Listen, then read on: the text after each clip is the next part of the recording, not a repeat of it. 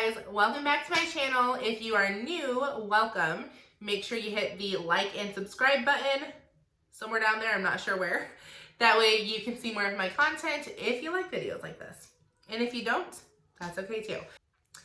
My name's Tanya Johnson. I am the founder of Helping Hearts Homeschool, where I help parents and grandparents navigate the waters of homeschooling and the good, the bad, the ugly, because it is not all sunshines and rainbows, even though it is a lot of fun. So today I'm going to be talking to y'all a little bit about time management. Time management when it comes to if you're a very, very beginner learning time management, or maybe you're trying to teach time management to your kids.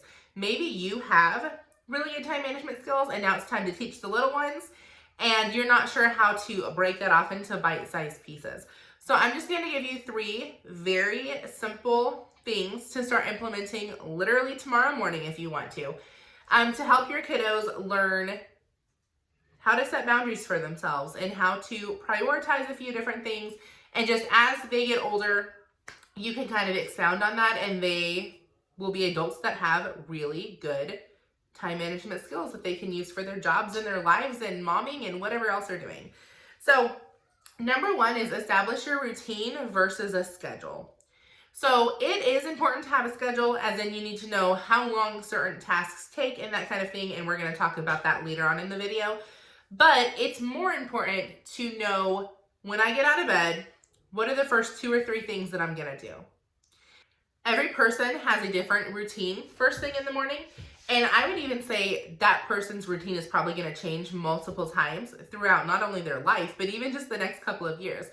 I know for me, our routine in the warmer months, a lot different than our routine in the colder months, just because we can spend a lot more time outside during the warmer months. I live in Northwest Indiana, so there are lots of days out of the year where sitting in the backyard and journaling first thing in the morning is just simply not an option. So if you live somewhere where it's cold or extremely hot, actually, you feel me on that. So routine-wise, I'll tell you, I know as soon as I get out of bed, I head to the kitchen, fill up my cup without water, or without ice. Fill up my cup without water. I fill up my water cup without ice. That's the first thing I do, because I know if it has ice in it, I'm going to drink less, and I'm really working on water consumption, so I'm not putting a lot of ice in my water. I don't want it to be super cold. And then I'm going to take my vitamins, because if I don't take them first thing in the morning, they don't get taken. And from there, typically the first thing I do is I clean my house. I put earbuds in. I either put in like a self-development book. I put in some kind of homeschooling podcast. Sometimes it's a sermon. This morning I listened to a sermon, and I'm going to link it below because I completely forgot what it's called. But I know it's Transformation Church in Oklahoma, but I don't remember the lady that did the sermon / lesson, I guess. Bianca somebody, I think. So I will link that below this video. It was really, really good. I just put in something to get my mind right. And then I know as soon as I'm done cleaning, I'm going to take a shower and get dressed for the day. Unless it's Wednesday, because Wednesday's hair wash day. So if it's Wednesday, I'm going to take a shower, wash my hair, and then sit down and let it air dry a little bit before I start blow drying it. Just because I have very naturally curly hair, so I don't put a lot of heat on it if I can help it. So I don't blow dry it from start to finish. But all that to say, I'm going to sit down, I'm going to take a shower, get dressed, and then I'm going to do my journaling. Then I'm going to plan out the rest of my day. So it doesn't matter what time I get up, that's what I'm doing. As soon as my feet hit the floor, minus maybe using the bathroom, just depends, I'm going straight to the kitchen, filling up my glass full of water, taking my vitamins, cleaning my house with some kind of something in to like make my mind right for the day, taking a shower, and then sitting down doing my journaling, my Bible reading, my self-development. I'm reading a couple different books right now. And then I'm going to plan out the rest of my day from there. Because sometimes my day starts at 3 in the morning. And there have been times that I've not been feeling good. I've been sick, whatever. My day doesn't start till closer to 9 o'clock in the morning. So from there, it just depends on what I'm doing the rest of the day when my journaling is done. So that's my routine. So I challenge you, if you're a beginner, set up a routine. What are 4 or 5 things that you do every single morning when you roll out of bed? And especially if you're like me and you either work from home or you are just a stay-at-home mom, maybe you're a homeschool mom, but you don't have someone else telling you your schedule, it's the most important thing in the world for people like us to set our own routines. So that way we don't wander aimlessly halfway throughout our day before we actually start doing something productive. And then at that time, we've already wasted X amount of hours. So when it comes to your kids, routine is also important. And I can tell you with my daughter, what we do is she knows as soon as she crawls out of bed, it's time to do her responsibilities. She can put on a podcast. She can put on an audiobook. She has the cutest, I wish I could show you, but I don't have them. So these are the headphones. They're super cute. They're unicorn. They're like super girly colors. They have little rhinestones on them. I love them because they're actually Bluetooth as well as having the ability to be plugged in. So I will link them down below. They are definitely the headphones I would recommend if your child does anything on a tablet or a screen for school. She is the cutest little unicorn, sparkly, like bedazzled headphones that she likes to wear so she can listen to music, or again, just something to get her mind right. Now, if she wakes up and she's not ready to do her responsibilities, she's more than welcome to go back to bed. I don't make her stay up and clean unless I wake her up because it's already like 7:30, 8 o'clock. Typically with her, because we do homeschool, I don't make her get up before 7:30. Even on Sundays usually. Yeah, Sundays we leave our house at 8:30. I still don't make her get up before 7:30. But there are plenty of times she hears me out here, or she hears her dad getting ready for work, and she'll get up on her own between 5 and 5:30. And so the rule is, if you're up, it's time to do your routine. If you're not ready for your routine, that's fine. You can always go back to bed. So she does her responsibilities. As soon as she's done with that, which is a fancy word for chores, we don't use the word chores in our house.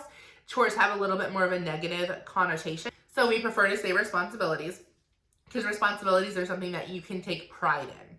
Responsibilities are something you do joyfully, and you do because you're taking care of what God gave you. So that's kind of why we use that word.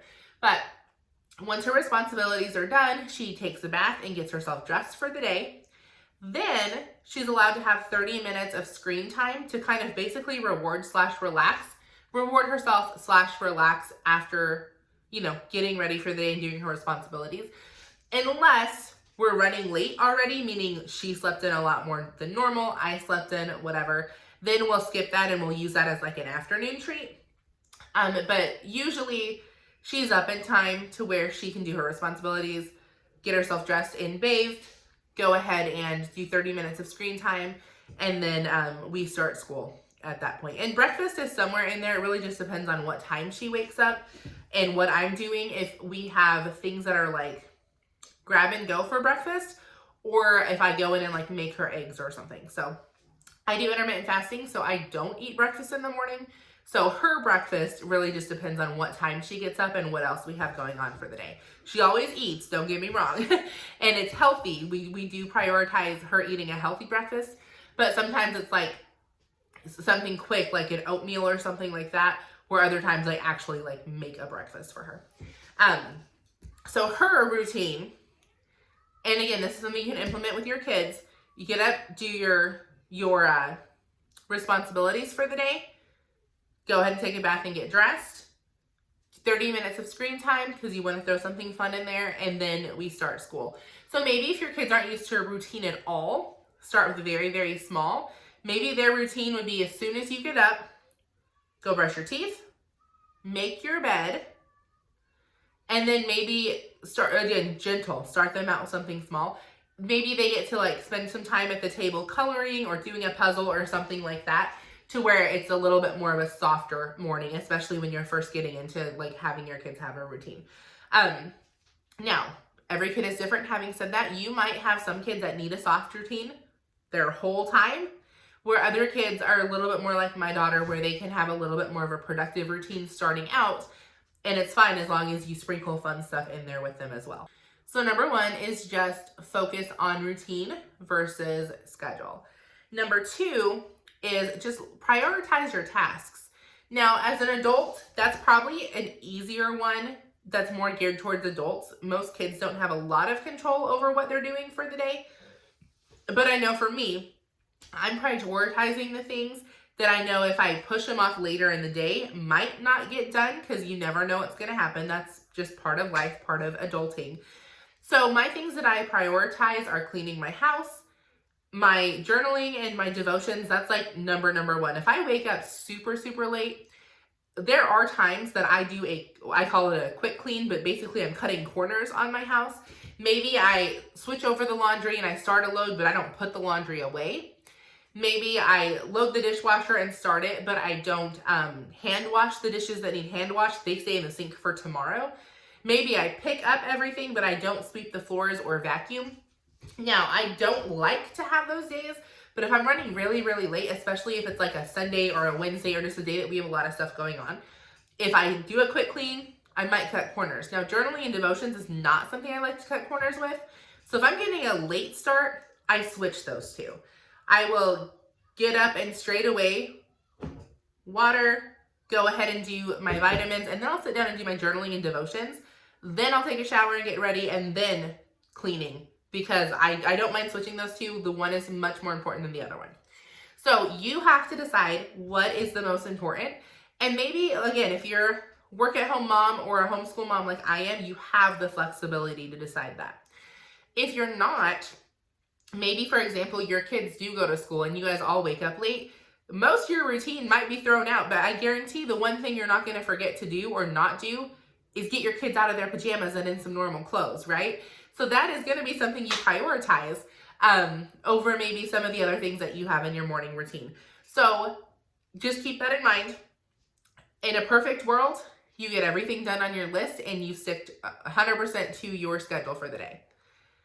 Most of the time, there's going to be at least one or two things that end up falling off throughout the day. So you want to make sure those one or two things are not the big important things, and you want to schedule them in the beginning. And where kids come into play with this is you can start teaching them. For example, we do our responsibilities before we have screen time. The responsibilities are more important than getting up and going straight to the TV.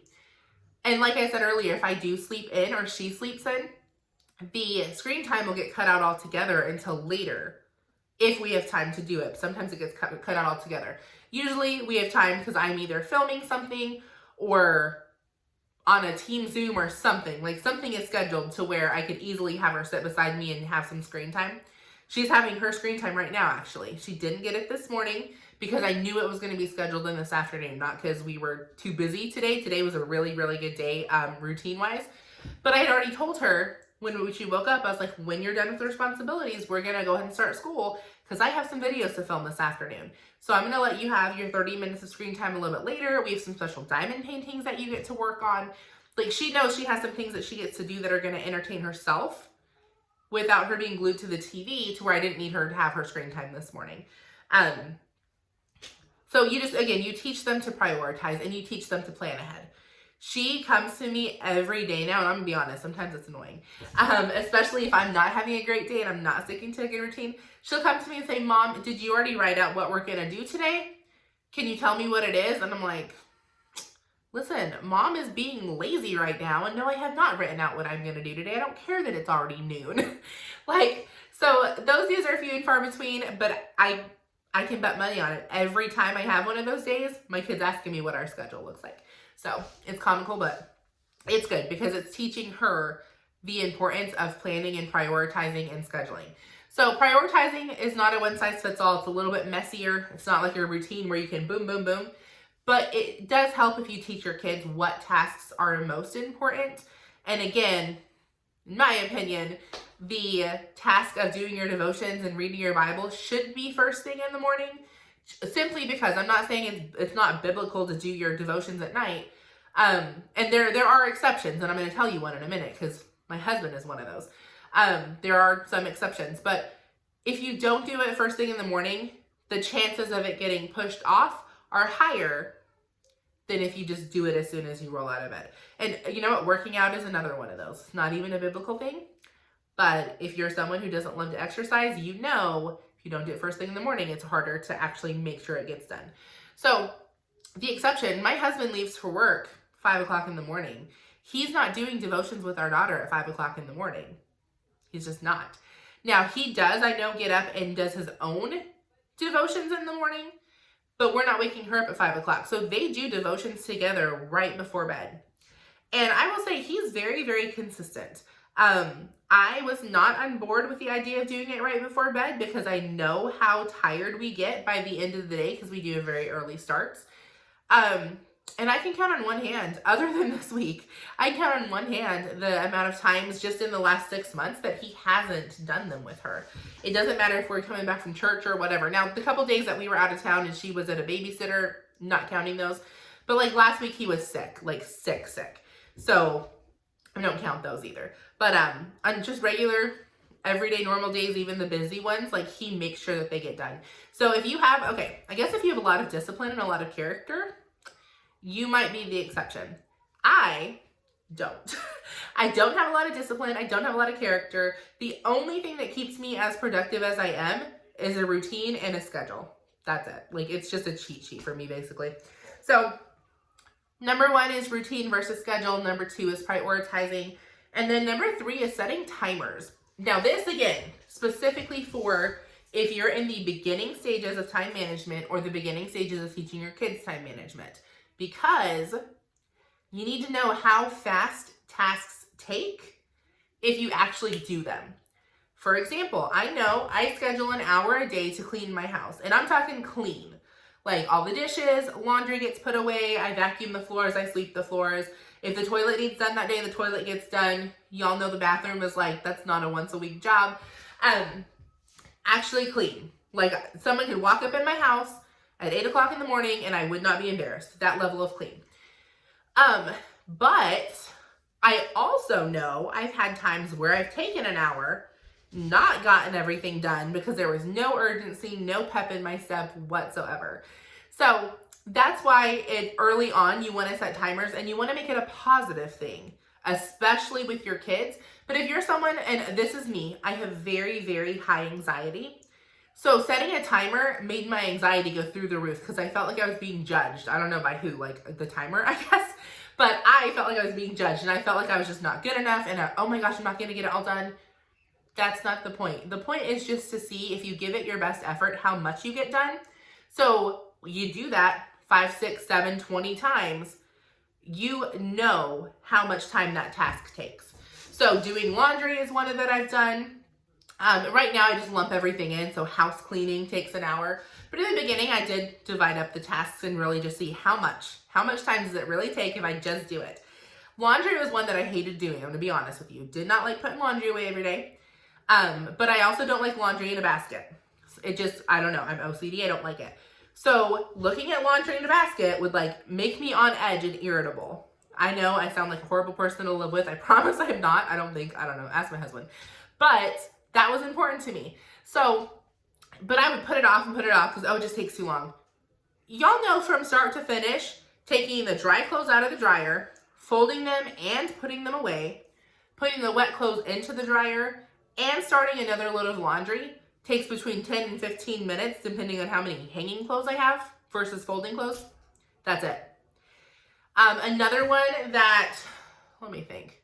Oh, another task that especially in the beginning I did not like doing was prepping for our homeschool week. That was one that I could sit down and watch an entire movie while I was sitting here prepping stuff and still not be done. But if I just sit down and do it, it takes 45 freaking minutes to get the whole week done. And that includes printing off papers, like whatever I need, getting supplies. If we have like a certain art project or something that week, 45 minutes.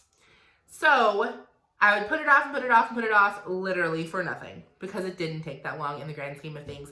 If I did not have a TV or a device running, I could put music on or even a podcast, but I'm not watching something. Which, duh, right? Like, y'all watching this, you're like, well, you're stupid, Tanya. Why would you try to watch TV? Don't act like y'all don't be trying to multitask things too, okay? You have your shows you like to watch too, and you convince yourself that if you put it on in the background, you're still going to get all your stuff done, and then you wonder why you don't get it done. So anyways, set a timer. So that's kind of the idea behind why the timers are important. But when it comes to your kids, again, you almost want to make it a game. You definitely don't want it to be negative. You don't want to set goals. Like if you get all of this done before the timer goes off, you get XYZ as a treat. Because that's not fair. You don't know how long that task actually takes to be able to attach an end goal to it, right? Like, that's not for you to determine how fast your kid should do it. What I do, because we as moms, y'all know, you can tell when your kid is faking it. You can tell when they're actually working and giving it 100% versus when they're like lollygagging along and like picking up one thing at a time and playing with it a little bit. Ooh, mom, it's purple. Put it away. One more thing. Oh, I'm going to sit down and I haven't played with this for a year, but I'm going to sit down because I just found it under my bed and I'm going to put everything out and I'm going to look at every single item before I put them away. Y'all know, like y'all know your kids do that. So I tell my daughter, okay, it's a new task. So I'm going to set a timer for 15 minutes. And I always, with new tasks, I always do 15 minutes. My kid's attention span is not long enough for longer than that. I'm going to set a thing for 15 minutes. If you do your very best, and I can tell, because I'm mom, we have superpowers like that. If you do your very best with a good attitude, at the end of that 15 minutes, we're going to do X, Y, Z. Usually it's play a game or do a craft. It could be screen time if they haven't had a lot of that today, but I would not suggest screen time for every single thing or your kid's going to be spending hours on the TV. I may or may not have made that mistake in the past. I was like, why has my kid had so much screen time today? Oh, because I used it for every single time I went in to bribe her with something. But anyways, so she does her best, she gets the treat. And then it tells me, and I'll just use her room as an example. She hated cleaning her room. Hated it. My rule with her room, I like her to check under her bed, check in her closet, make sure there's nothing on her bed. She's a full bed in her, she's 7 and she's a full-size bed because that's just what we had. And it's like pushed between the wall and then her dresser's on one side of it. So it's like a little cubby hole. So sometimes it's not just her bedding on there, like toys just migrate onto that thing. So I would say it's a decent sized job when she does it right. It probably takes about 30 minutes because because she's messy. That's why she doesn't put her stuff away at the end of the day when she's playing. So that's what we're working on now, cleaning as we go. And then you don't have as much to clean when it's time to clean. But I'm just telling you, that's not where we're not there yet. And she has a Barbie house in there. If y'all have ever had a Barbie house and all the furniture, like it's messy. So here's the thing. I know it takes her between 20 and 30 minutes to actually clean it. Y'all know there's been times she's been back there for almost an hour cleaning. And usually it's like while I'm journaling or something. So I just lose track of time because it's not, again, she's 7. It's not like I have to check on her. She knows what she's doing. And I can hear her because my door's open and my office is right now. Well, office / classroom, because let's be real, this isn't an office anymore. Her classroom is right next to each other. So I can hear her. But there have been times I've walked in and I'm like, what is taking her so long cleaning? You know what she's doing? She's organizing her Barbies. All that is code for I'm playing and I'm making everything look nice and neat and fun. And I'm telling you that it's cleaning. And that's fine. I mean, if you want to take longer to do it, that's fine. But she knows also, like, if you take too long cleaning, you may be forfeiting some screen time because we have other things that we need to get done. So again, prioritizing. But all that to say, I know it takes 20 to 30 minutes if she does it right and does it well. But I also know that she can drag it out if she's not wanting to, like, actually do the cleaning. So, but I would have no way of knowing that other than just speculation. No way of knowing that had I not set a timer and actually timed her doing it a few times to see what she can get done when she tries. And then we talked about that as well. So I told her, okay, so I know this takes you about 20 minutes. So I'm going to give you 30 minutes when it's time to clean because you might have a little extra. But I know if it takes you longer than 30 minutes, you're probably not doing your best. And I made sure she understood. She agreed because she was right there in the moment with me. She knew what she had just done in 20 minutes. And so then on days when she's not having a great attitude and it's taking issues, Mom, it's just taking forever. I asked her, I said, okay, have you been doing your best? You know? I said, okay, well, you've been back here for about 30 minutes and it's still not clean. How long does it take to clean your room? 20 minutes. Okay, is 20 bigger or smaller than 30? Smaller. So should it already be done? Yes. And these are not days where she gets up and does her responsibilities. This is like, you know, where a party's going to happen or something and she's got to go clean her room and she doesn't really want to do it. So it's a good reminder as well to be able to remind your kids and remind yourself. Because again, I can tell you how many times I procrastinated on laundry. And now I tell myself when I'm thinking about procrastinating and not doing it, Tanya, it's not that big of a deal. It takes you 10 to 15 minutes. Go do the dang laundry. And I do the laundry. So I appreciate each and every one of y'all tuning in. I know that it takes time out of your busy schedule to watch a video like this, so I hope that you found value in it. If you did, if you want to let me know in the comments, I love checking the comments. I'm getting better at checking them. I was not good at checking them for a while. And then make sure that you are subscribed. That way YouTube actually tells you when I put out a video, because they're not very good at that. And then if you want to make sure you get notified, hit the little notification bell as well. I know YouTube is not very good about notifying my subscribers when a new video is put out. So with all of that said, again, appreciate all of you, and I hope you have a great rest of your week. Bye, guys.